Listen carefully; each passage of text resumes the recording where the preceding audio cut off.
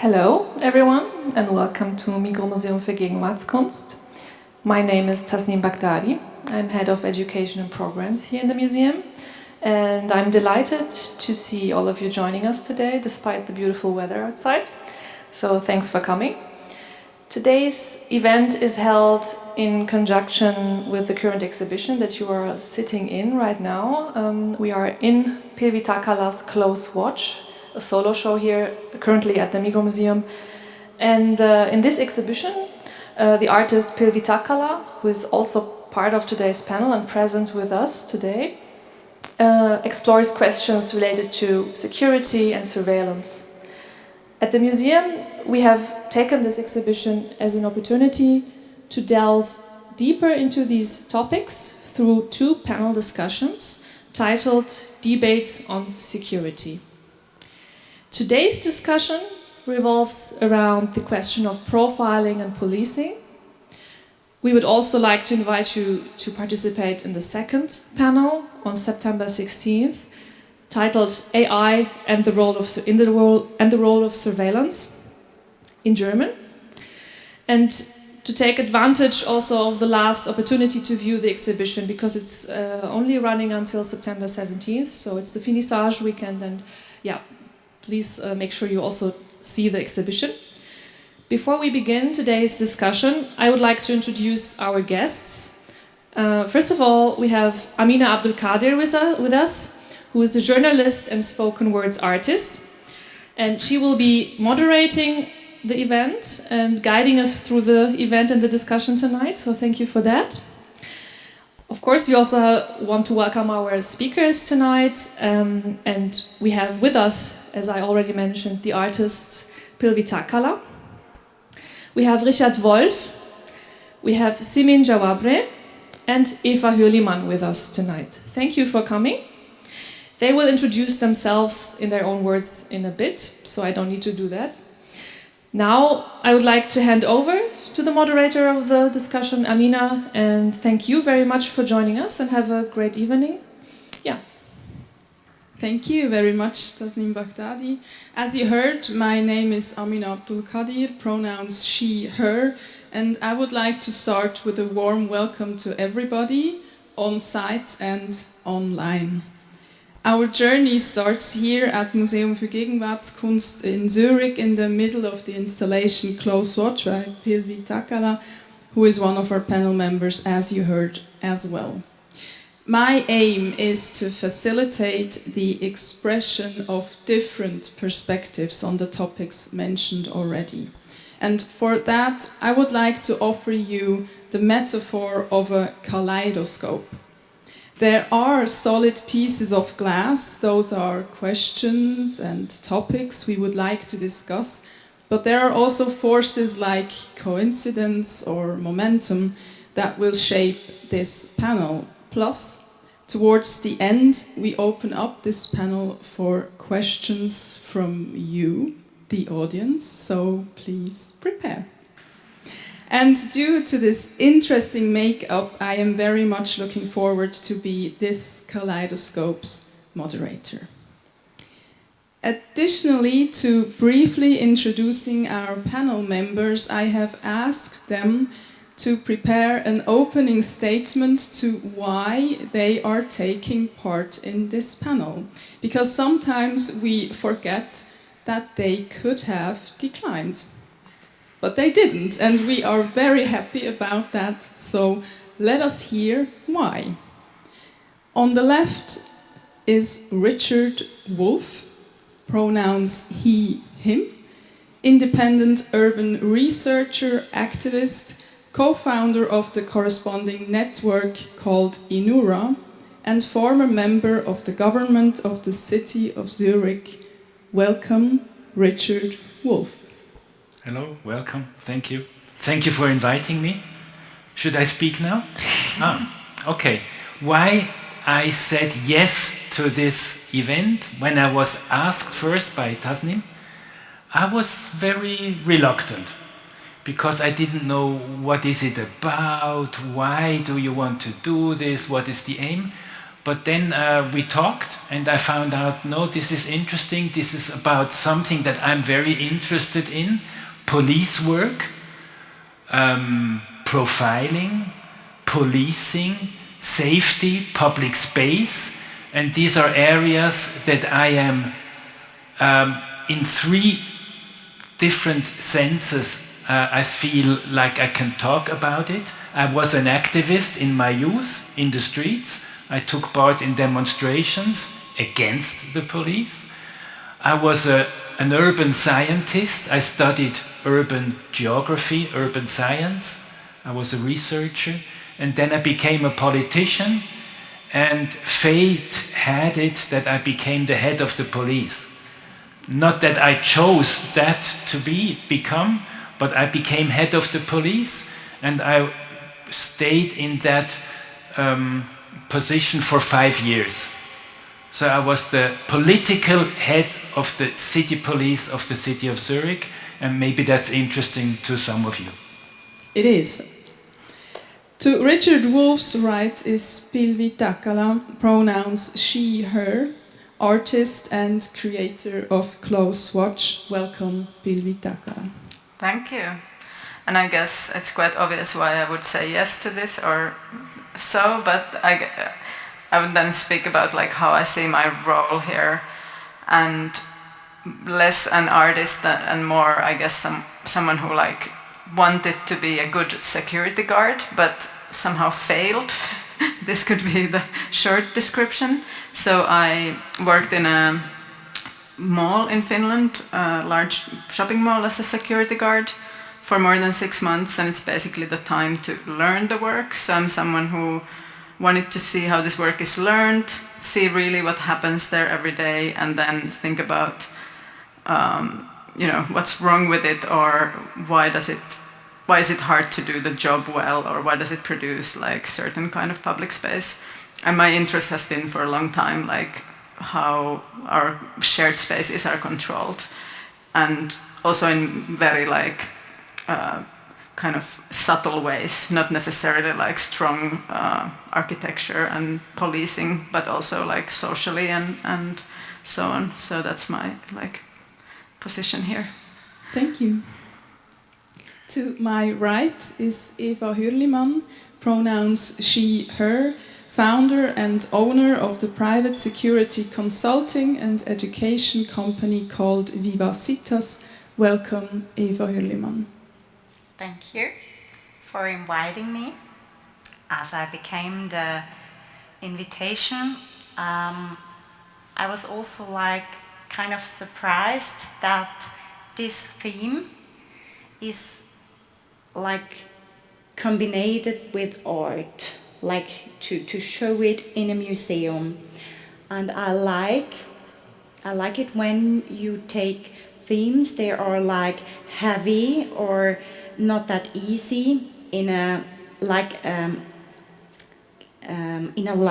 way, like to be curious from which perspective you can look above. And that's why I said yes, and I'm happy to be here. And I see my role as a security guard. I was a long time working operative, but also then I was owner from my own security company. So I also have the perspective from the management, how to educate and do the leadership with your team. And now I just going to leave the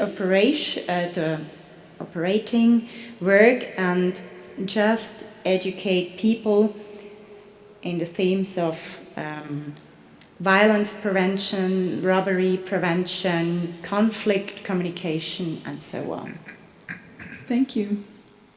To Eva Hürlimann's right is Simin Jawabreh, pronouns she, her, student assistant and currently doing her master's in political science and active in anti-racist movements for over 10 years now. Welcome, Simin Jawabreh. Hi. Yeah, I'm really happy to be here, but also really nervous. So actually, I'm still thinking about my answer and why I'm here. Because as you already said, I'm active since 10 years in anti-racist movements. So I'm more common to speak at the streets than in spaces like this. But I think that's also the reason why I said yes, because when Tasnim asked me, I was kind of interested in being invited into a museum, because normally I associate a museum with something old or with archiving something. And now to have a conversation here about the future or a better future also is interesting for me, and this is why I'm here. And still I see my role politically in reducing false hopes in the police, and this is why I'm here. Thank you very much. So I hope you agree with me. We have a really good start for our kaleidoscope in our 4 panel members. This panel will, corresponding to its title, Debatten über Sicherheit, Profiling und Policing, focus on the topics security, policing and profiling. And much like Close Watch, we will need to be somewhat technical. So let me start by stating shortly what we in this next hour mean when we say security, policing and profiling. And guys, please correct me if I'm wrong.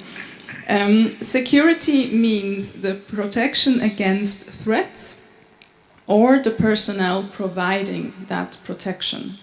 Policing is the work of the police force or similar entities in the public space.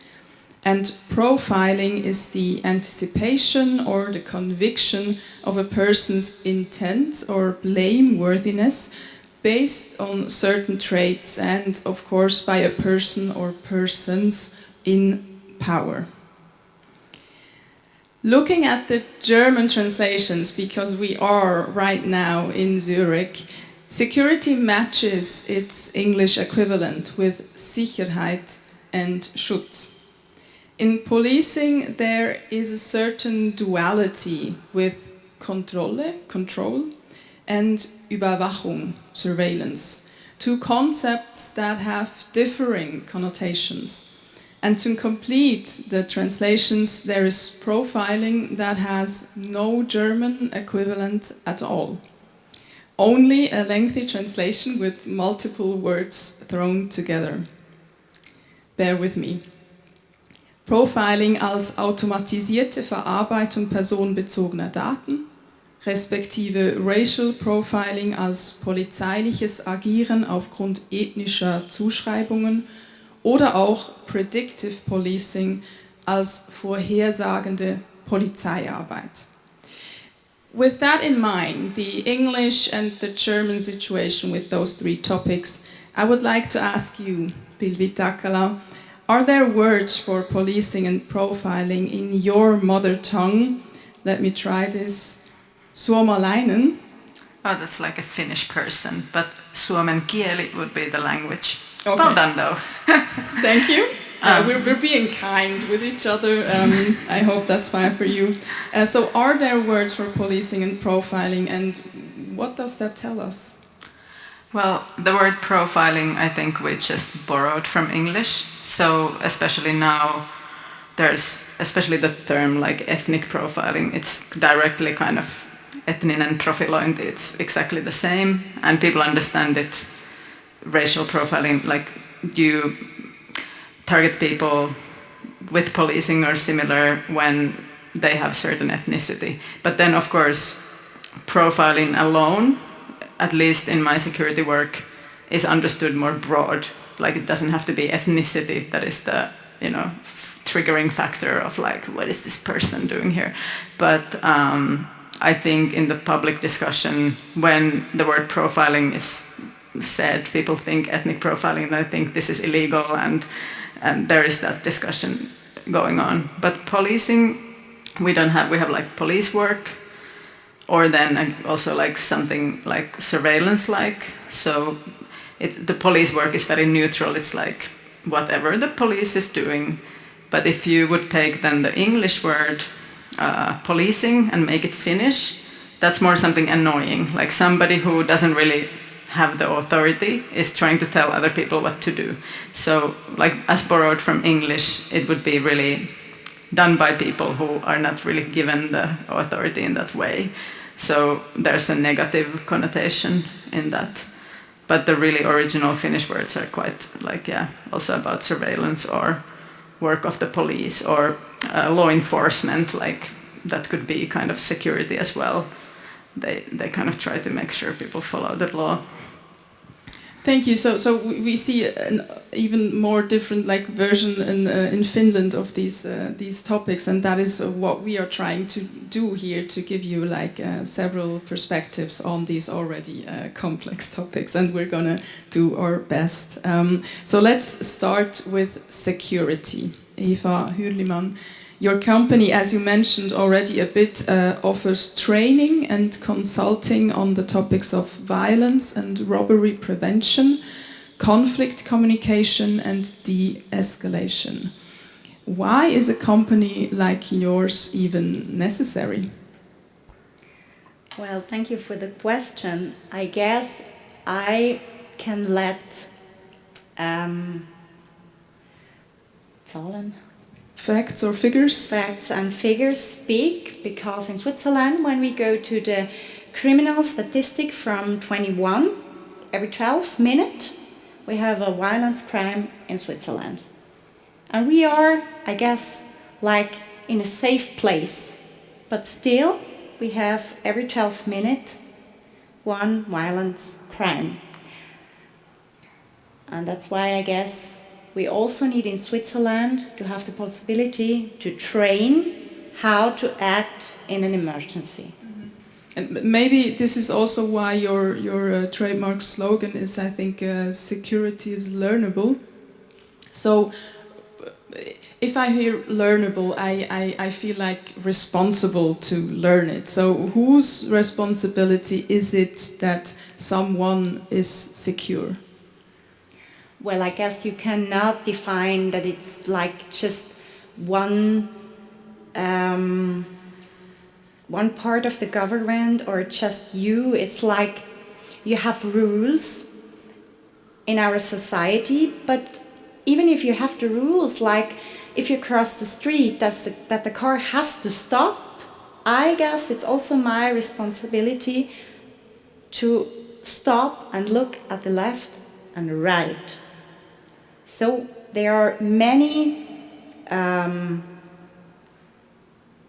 factors. Many factors. They have a responsibility, and if every one or every section is taking this, then we can up level the security feeling, but also like the objective security. Mm-hmm. So the responsibility is in your view more like shared, which brings me, and I think you, Pilvi, touched already upon the theme of power, and you talked about your experience as a security guard, right?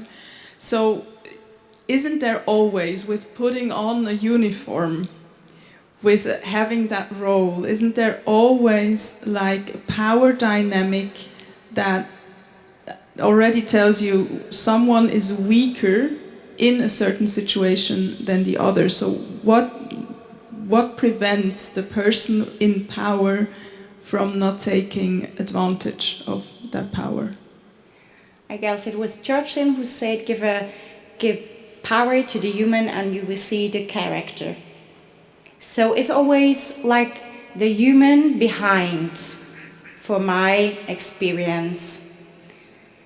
It's not like the uniform, it's also not the gun who makes it dangerous, it's always the human behind. And yes, that is something that can happen.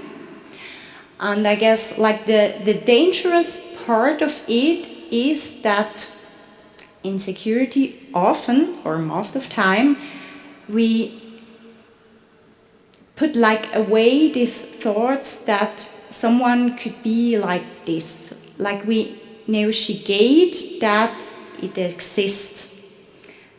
And I guess it is important to like accept that it happened, because there are reasons that happen. There are reasons that it happened.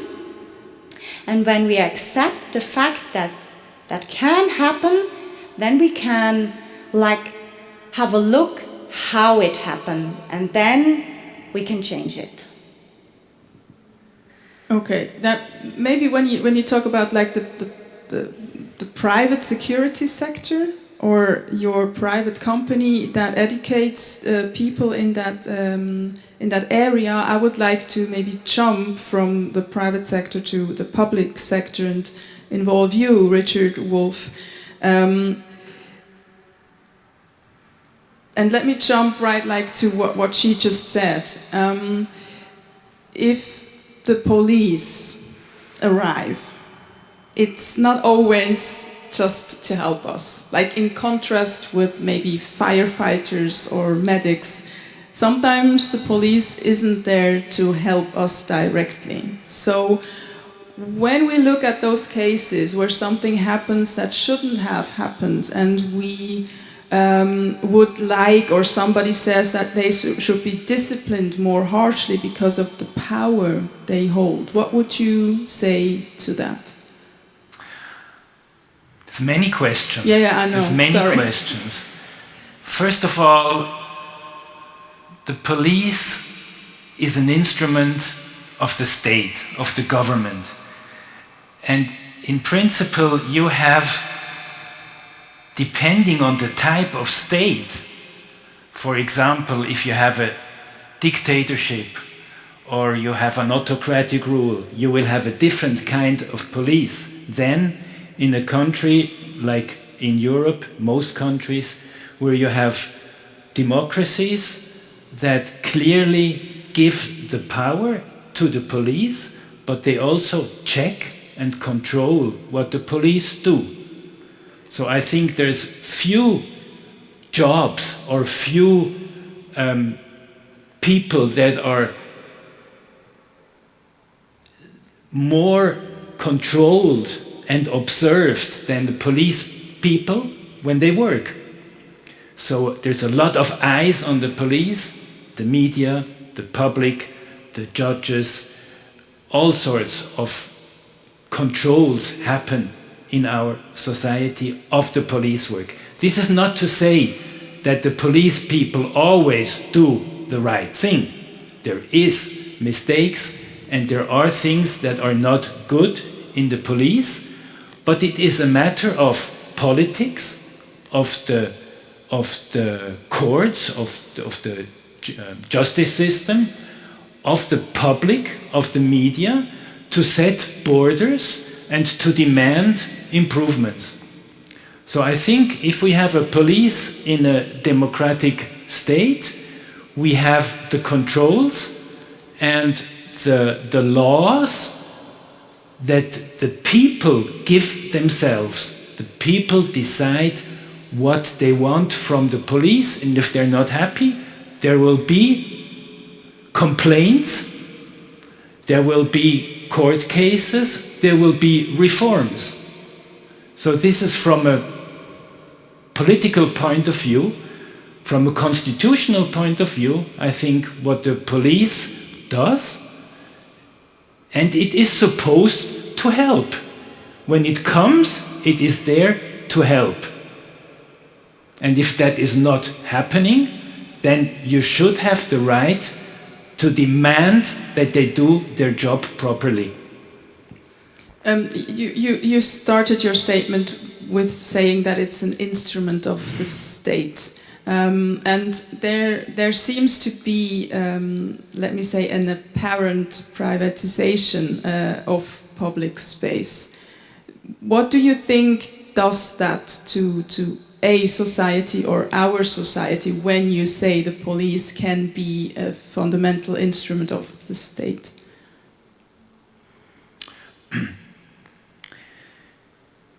when you have a privatization of public space, you also tend to have a privatization of security. So a lot of private actors jump into the field. It is, I think, an achievement of the modern societies that the state holds the monopoly of power.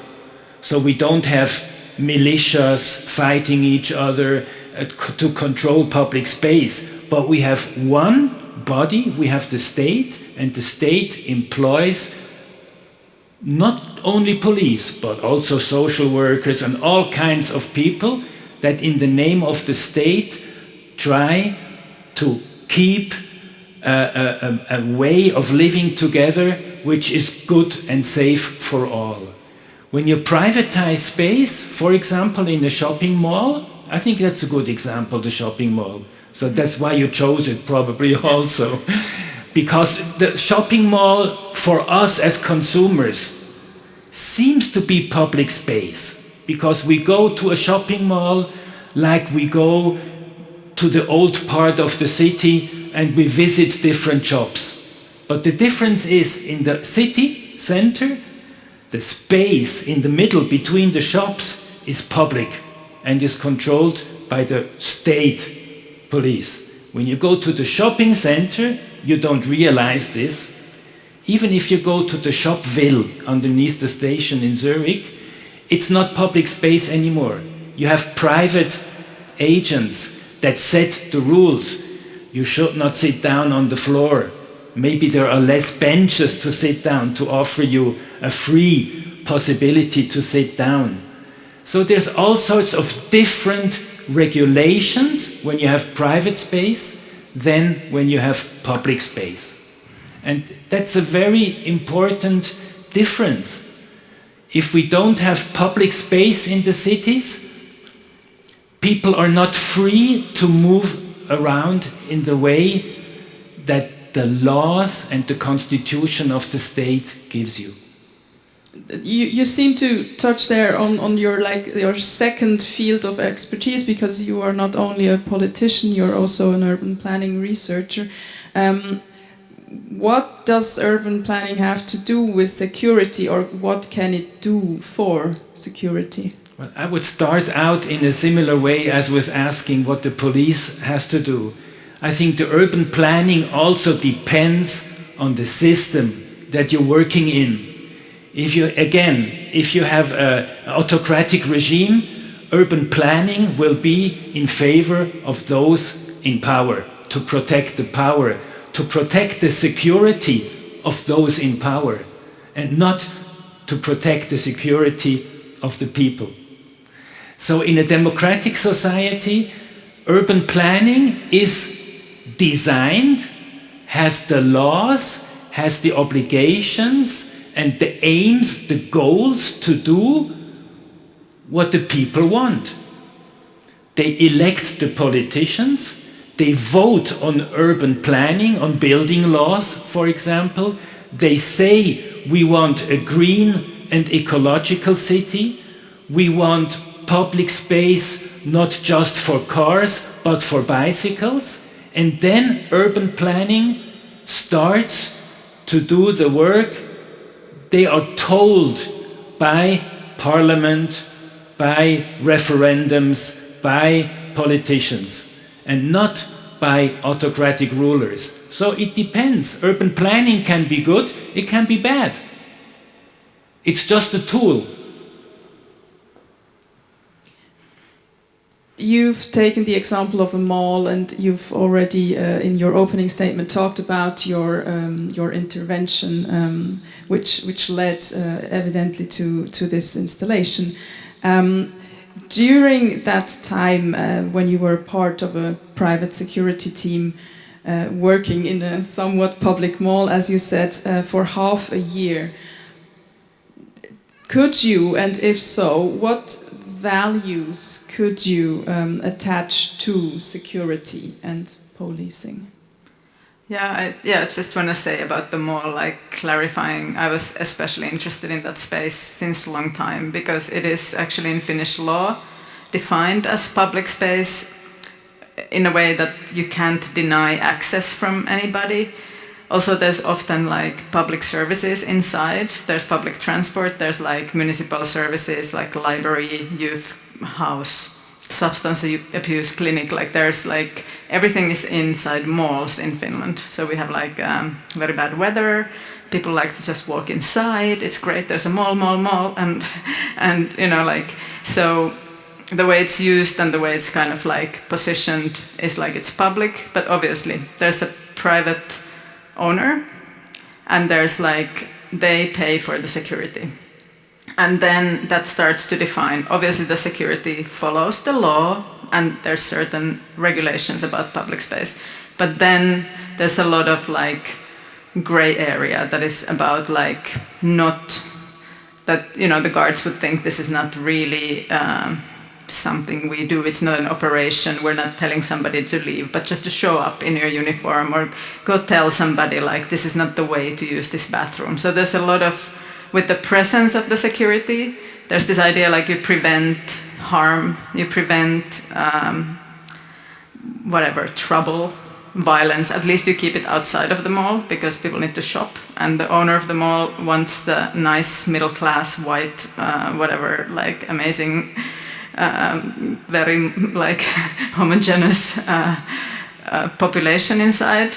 So you know, like it, in this kind of idea of preventing disturbance, there's a lot of like murky territory for the security guards with their very short training to try to like decide what to do. And when you're doing like telling somebody they have to leave, or even like detaining someone, like, you know, taking their freedom, then you really need to have good grounds. But disturbing behavior is one of the things that, you know, you can remove someone from the mall for this reason. And this, I think, can also be like provoked. So there's somebody who like smells bad, doesn't feel like they should be there, and of course you can't kick them out like on these grounds, but you can go like talk to them. Then maybe they don't like guards.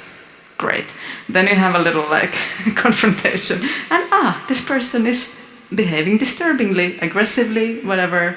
They need to leave. So I mean, not everybody is doing this also, but in this name of like preventing trouble, there's also, especially the sitting in places, it's like a big deal, like sitting there, sitting here. You have to go tell people, don't sit here. Oh, it could be a problem when, you know, like there's an emergency and so on. So there's also this other value of like crowd control, like keeping this huge property kind of like functioning. If there's a fire, like knowing what to do. Like there's those like obvious good things that also the security is doing, and feel like nobody understands like the hard work they're doing and the invisible labor of keeping everything like smooth. But then when it comes to behavior, or what kind of people are kind of made to feel that they don't belong there, that's like the area that's interesting to me, and also like where it's hard to pinpoint, because it's not in any report, or these people, you know, it's unclear, like, do they have a right to stay or not? They don't go to the police to say like, hey, I was kicked out of the mall, was it legal?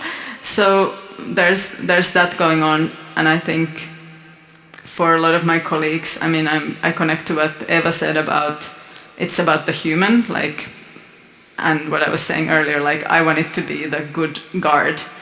But then I'm also, I mean, there was the other thing about being inexperienced. Like, I go to these situations with my colleagues. I have to do what my colleagues decide, because they're the older one. They decide these people can't sit here. They decide, let's tell this homeless person they can't wash in the bathroom, although there's like nobody there. Who cares? Like, why not? So that there's this like you can be polite to the person, but still you're showing up. You're like, hey, we're here in the uniform. We see you, and you're kind of like, we want to keep you in check, that you don't get too comfortable here.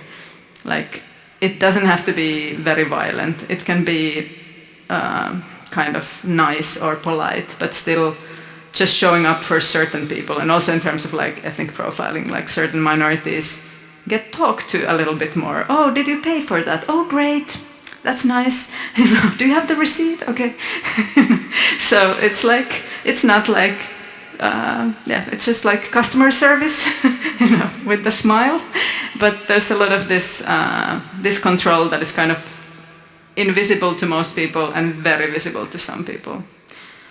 I mean, as you talked about the colleagues, and then, I mean, some of them are also present in your artwork, and you, especially you did a workshop with them, and so I wondered if we could maybe use this technique of a circular question, and I would like to ask you, when you think back to these former security co-workers and try to complete the sentence, profiling is the solution for, as they would have completed it, might be one completion or more than one, what completion or completions would they have given? I guess the word profiling would be for everybody like bad, you don't do that, profiling is bad, we don't do it, but everybody obviously does it. And it's required. The job is like, look at people, try to see if anybody looks like out of the norm, then you like see what they're doing. You don't need to do anything about it, but you kind of like, somebody's under the influence of drugs, something else. I mean, you never know, but you look at behavior, and obviously you come with your bias, so you do look at other things too, like not just behavior. And I think for my colleagues, they would have been like, yes, of course you don't profile anybody. But did that change, like in the time you were there, or during the workshops, or was that pretty stable? I think the place where I worked, like it had quite a high standard, which I find also like interesting. There's like really horrible things security does, and it's very like illegal, not professional. And I worked in a place that was like, people were really careful to work legally. Nobody wanted to, profile or ethnic profile. But then what is required for the job, which is they also teach me how to do, is like, look at people. If you see somebody behaving weirdly, like say to the radio, hey, keep the cameras on this person. That it is part of the job, like you're expected to prevent trouble, and your job is to look at people and assume things, and obviously in the best case you follow them with the cameras and nothing happens and everybody has a great day, but it does something to you obviously when you're there every day, and then you keep following certain people are being followed, and that does something, and this is again very invisible. Then when there's a confrontation, then you go talk to them, something, then it becomes visible to those people. But there's this whole like, so I guess like profiling is like essential to do the thing that these people are asked to do. Like it would be very hypocritical to say like, oh, don't assume anything of anybody. Like when you see a person, of course it should be about behavior, but in our brains, like we're gonna combine. Yeah. And there's also like, if you're in Finland, it's very homogenic in the like Finnish population, behavior is very certain way. And then you have people with other backgrounds and their like behavior when they're just like not a threat or anything else. Even that kind of is already like noticeable. They get followed. Then it's like, what are you doing? This must be, people are like jamming to the music or something, like really like super harmless. They get followed, they move a bit more, like, so that it's really like the norm is the law or so on, in terms of this like surveillance and following and so on. So there is quite some ambivalence or like things that are not clear. And Simin Jawabreh, if you hear like, no, profiling is bad, we don't do that, but yet it is instrumental in the work. Of course. What would you say to that?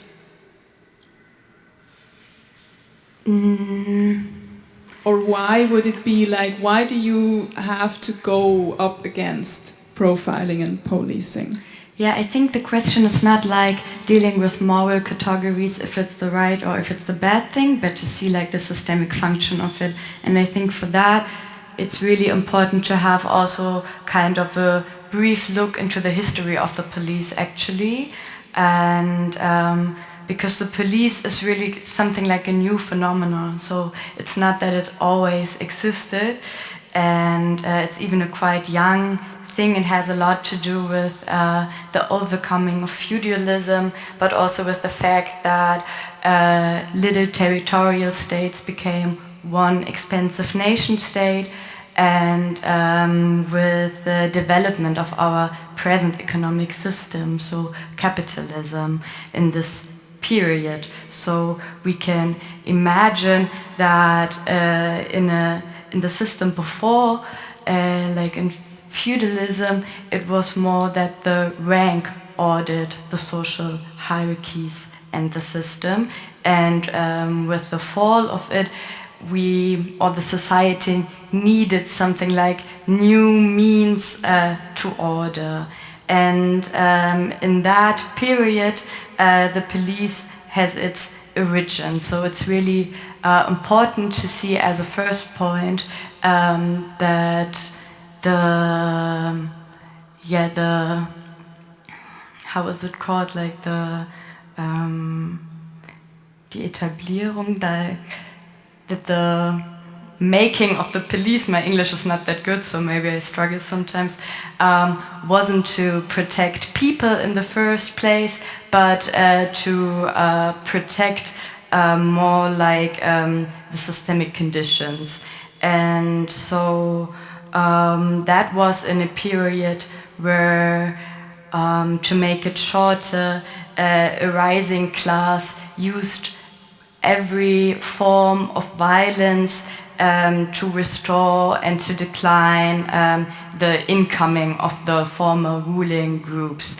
And by that I mean that, for example, a lot of land from peasants was burned down, their villages were burned down, they were brutally expropriated, for example, and displaced. And in that area, the role of the police was to do exactly those expropriations and to put, so to say, the people in a new role. And the new role was now that the people had to sell their work because they didn't have any access anymore to the land. And within that period, we have the first forms of wage labor, actually, like we know it today. And this was the role of the police, to make that to make that function and to discipline the people into wage labor. And this wasn't something that came out of the blue, because the first time we had those policing logics and categories, it was actually in the colonies. In the colonies where people much more before had to work, but without political rights. So by that I mean the enslavement of people. And this is where the policing logics came from, and then came into the colonial metropolis to initiate wage labor also. And so we can see in the history of the police that from the beginning, actually, it had kind of two-folded character. Is that right in English? Two-folded character. That for one part of the society, it meant economic force, but with political rights. And for another part of the society, it meant economic force and political force. And that two-folded character we can see actually until today when we think of the different fields that the police has. For example, you, Richard, said we call them so that they can help. And this means we have a field where we have reactive policing, right? People calling them so that they can come and then do their paperwork or something like that. But then we also have proactive policing. And proactive policing means that the police is in, for example, poorer areas, but also migrant areas, and there the police controls without the people there having the political right to not being controlled or to not be displaced like in other areas. So this is something that we can see until today, actually, this origin story of the police, and also to react more to the things that you already said, because a lot of things were said. You, Richard, also said that depending on the political system, the institution is kind of a tool for that. But I would also say, looking to the history, we actually see really clear that it's more like a protection of the economic system than the political system. And to make it a connection to a story you told, this is why we see that doing a security service in a shopping mall is not about giving water or giving a safer space to a homeless people, but about protecting the property there in the first place, right? Yeah. So I hear a lot of the question of intent, or what is the goal within the policing or the profiling, and you kind of looked back with us on the history, and that I wonder if we can look to the future and maybe ask if it is not at all biased, if it's not discriminatory, if it's not elitist, if there is no flaw in policing and profiling, wouldn't it be like perfect? But this is not how the system functions. So actually this is a more like illusionate question, kind of, because it's not the profiling we have, and we have to deal with the profiling we have. And I think it's important to see that we don't just have a problem with suspicionless controls, like in Germany we say verdachtsunabhängige Kontrolle when we speak about profiling. So the problem is not just about that, or going to a black person and say, I think maybe you don't have papers, and then it turns out, no, it's a person living in Germany with German papers actually. But the problem is also that the police has the job to control the papers, right? And that we live in the system where your worth is depending on the paper you have. So I'm not only against the control which is based on a profiling situation, but I'm also against the control where you would say in a policing logic it was right to control the person. And for that it's really important to see, I would say, that all these things like criminality or guilt and being unguilty are really categories to kind of uphold the system, and to do it with an example. For example, that a company is blocking the access to water and privatizing it by that, and then selling it for profit, and that we live in a world where a child dies because of thirst every 3 seconds. This is not the crime, but stealing the water from would be the crime, right? And also that we have this organized mass murder, I would say, in the Mediterranean Sea. It's not the crime that we have this mass murder, but those people are fleeing actually and are there. And I think by that we can really see those categories are there to uphold a kind of violent system we have right now. And like activists are saying, no one is illegal because it's a systemic category, we should also think about saying no one is criminal. You said it before, Simin Jawabreh, there was a lot already stated, discussed here on the stage, and now I turn to you for your questions you would like to ask our panel members. We have a microphone with Tasnim Baghdadi attached to it, and she has also something to write down, so please ask your question and afterwards write it down, because then you become your own questions curator. All right, I would like to ask a question to the artist. I wonder, in those 6 months, did your perspective change? Like, did you go in and think, I'm gonna find those security guards and like expose their doings, and then during those 6 months, your perspective changed? Can I answer now, Yeah, or we now collect? we're going to collect the questions. Okay. Thank you very much. Was there a perspective change? But please write it down. Who has another question to the panel? I have one for you, sir. You said when you were younger, you were active against police, and then you became in a political position to be in charge of police. And I wonder, you sound, by the way you speak, that you're quite pro police, and I wonder if your early days affected any decisions you made when you were in a position of power over them, or by that time were you convinced of their value and you believed that there was nothing to control, if that makes sense. Thank you very much. In a way, another perspective change question. Is there another one? I'm interested in aspects of class. I think class plays almost in everyday experiences, the spaces you can and can't access. And whoever wants to take on the question, how we perceive the security industry and class and what kind of privileges this enables us to occupy, especially if we have access to, for example, legal rights, just basically based on one's own class privilege, or rather not having that kind of privilege. Thank you.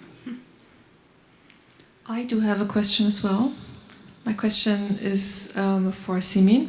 You were asked about the future by Amina, and I would like to also know about the future, but I have a different question. What would you suggest to do in the future to replace maybe the systematic violences that you described? There is a blank space in my head, and I would like to hear what you think could fit into that space.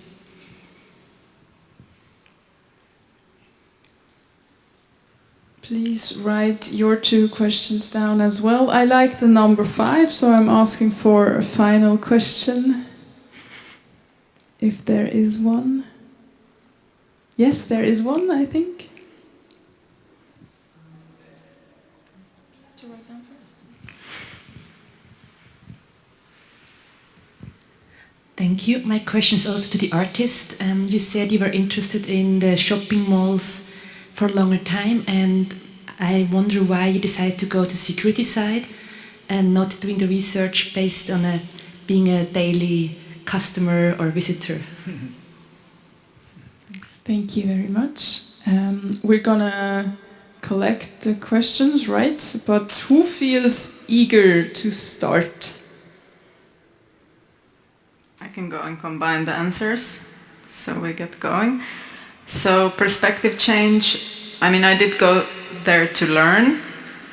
I did expect that there are people who maybe shouldn't be in the business because it's quite easy to get a job. It's super easy to get a job. I expected there's people who actually want to do a good work and are like non-violent and so on.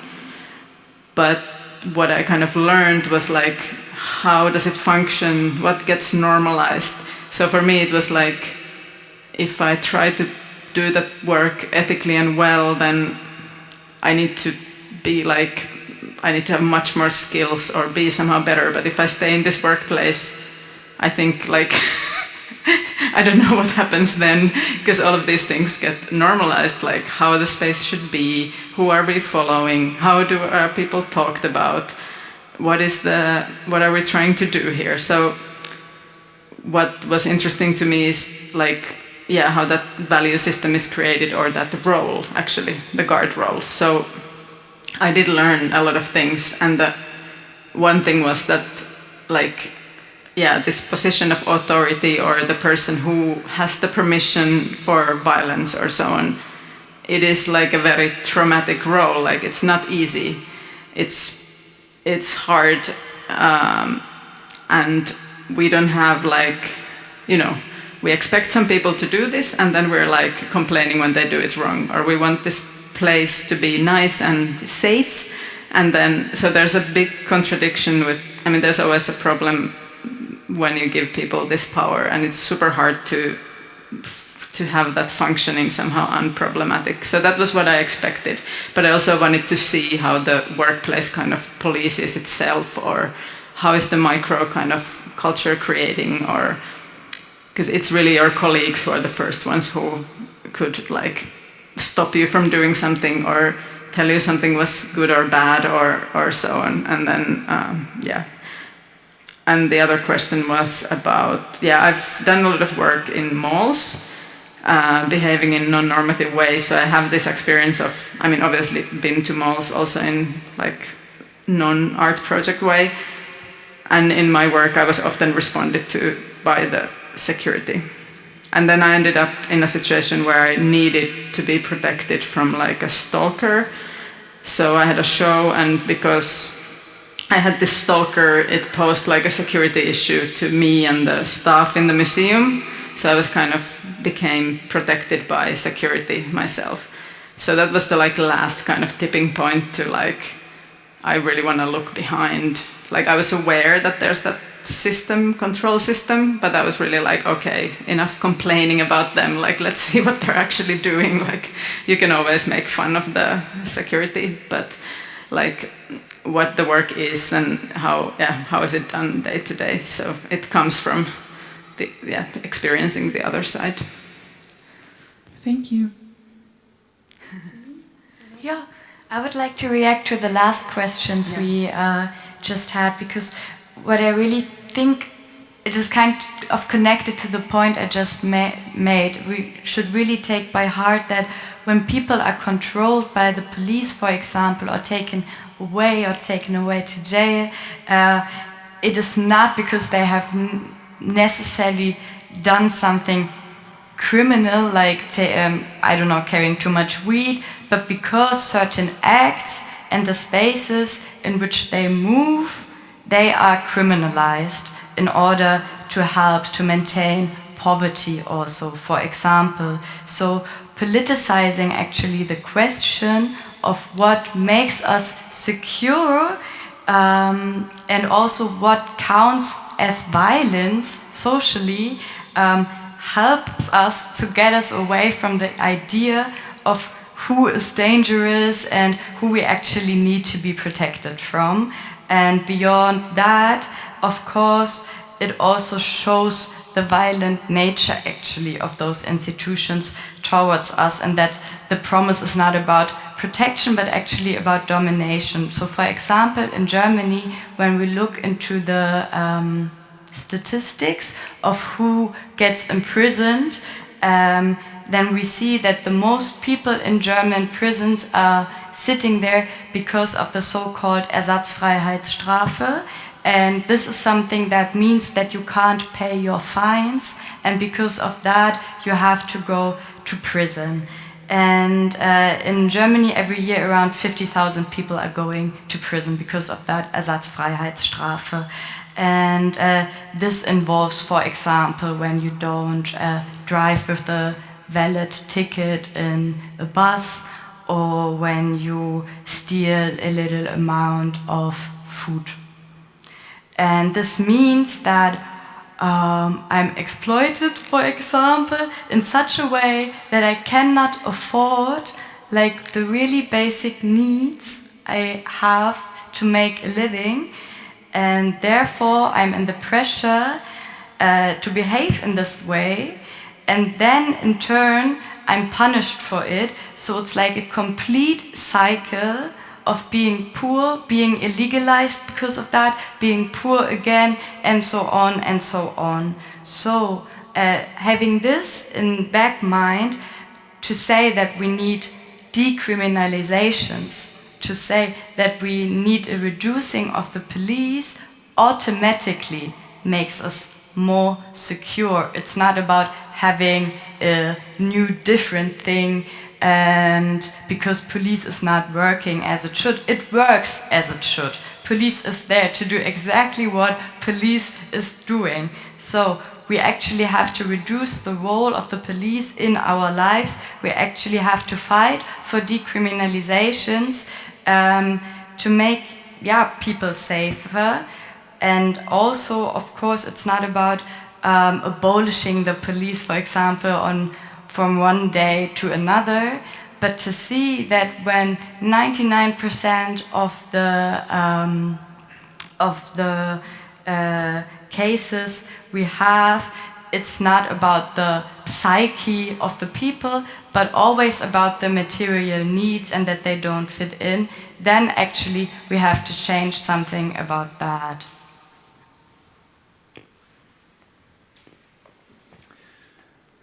I agree with you, I think, in most points, except that I think we do still need some kind of police for the good stuff they do. But what, for example, could you elaborate on that? Protecting minorities, protecting vulnerable people, making public space safe for everyone, for example, so that youngsters are not beaten up along the lake, for example, at night. They show presence there. Of course, you could say you could also do this with social workers. So I would very much be in favor of a police that is much closer to social work or to a human rights association, a group of people from the state with powers. They have to have powers because there are cases, there are moments where you have to apply power, force. That exists. Between people, we have tensions in society. But I also agree, we have to address the problems on a higher level first. We have to fight for a society where there is less injustice, where there is no racism, where there is fairness, where there is equality more equality of income and all these things. So we have the problems of the society are not at the level at the level of the police work, but they are at a higher level. And when you ask this question, when I wasn't fighting the police, at that moment I thought I was fighting the police, but I was fighting the political situation of this city, where there was a very strong bias against the youth and against any interests of the youth, and we were fighting against the state, and the police was put in between to block the demonstration. So when I became a police head of I wasn't a policeman. I wasn't a policeman. I wasn't trained as a policeman. I'm a politician. I became the head overseer over the police. I didn't change my ideas. I didn't change my views. But I tried to apply or employ this knowledge in improving police work. For example, the most stark, most prominent thing I think was I refused to evict squats, illegal squats of houses, as long as there was no obvious reason because there was a new need for the house to build a school or a hospital or something like that. I refused to evict the squatters from the building. I did that for several years, but then the canton came, the higher political body, and said you can't do that. You have to apply the law, and these people are doing illegal things. You have to enforce the law. So I'm not fully independent. I also had the strategy to not stop demonstrations as long as there was nothing happening that was violent. So instead of stopping the demonstration in the street, we had a strong policy of just letting them walk, letting them go as long as possible and do their protests. Or I stopped the installation of cameras in public space. How do you say, control cameras in public space. That just didn't happen. So I tried to invest a lot of money in the education, training, recruitment. Who is going to be a police person? Psychological tests.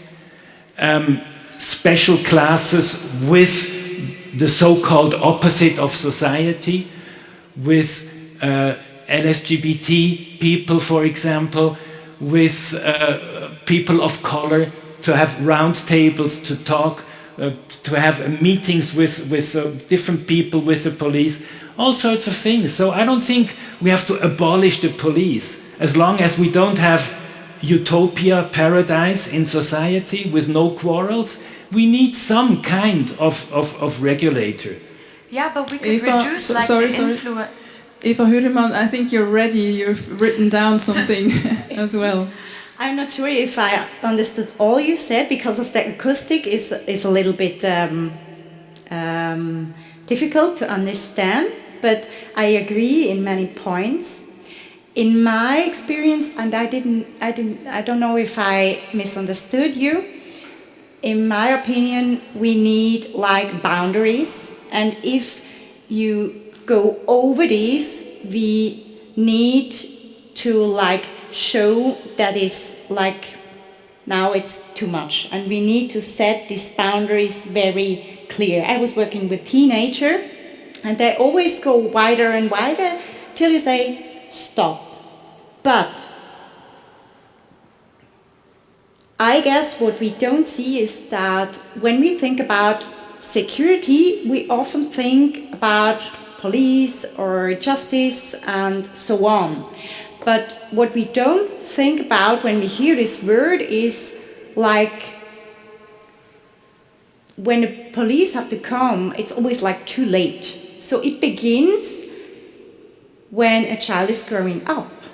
It begins when like two parents have jobs in a cleaning and they are not at home in the evening and the child is left alone. It begins when we have teachers, they don't have the time to really see the students and if there is a problem with one. And I guess this is like a huge part. I could give so many examples more.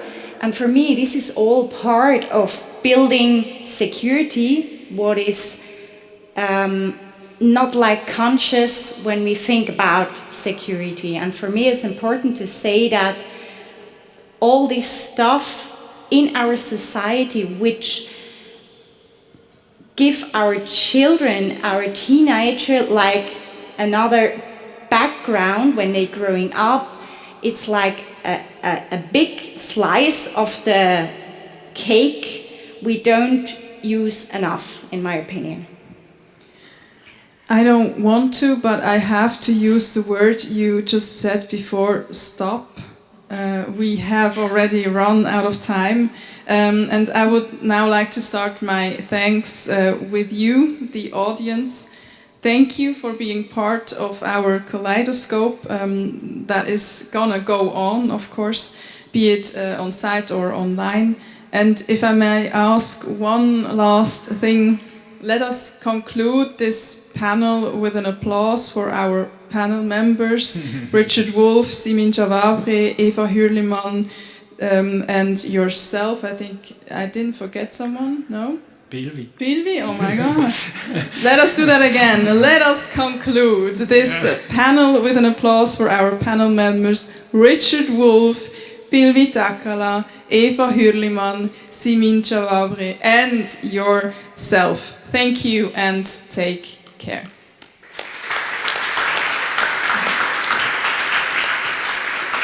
So fast.